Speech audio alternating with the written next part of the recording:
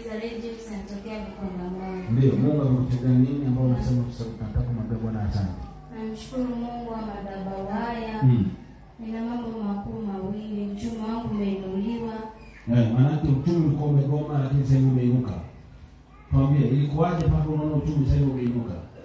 Kwenye ofisi yangu ninapata wateja wengi. Mpaka wanakushinda. Ndio. Maana unaona tu kwamba napata wateja mpaka wamenizidi.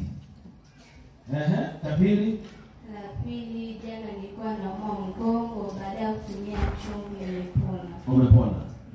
Ndio. Ndio Yesu makofi mengi. Unajua kwamba ukiamini madhabahu kuna vitu vinaweza vitokee vikachanganya watu. Sasa yeye anasema ana wateja mpaka wana. Kama Mungu anafanya hivi maana yake na wewe ukiamini leo madhabahuni mambo yako yanabadilika. Na leo tutafanya ibada ya kufagia. Kila aliyokuwa anasababisha kwako kuonekana ya kufanya. Naweka kitu. Mwambie muamini Mungu wa mahali hapa atatendea mambo yaliyo makuu. Amen. Mungu akubariki. Mungu akutendea leo mema. Mungu akupe uwezo hao wateja wasituzidi wakuletea hela nyingi katika jina la Yesu.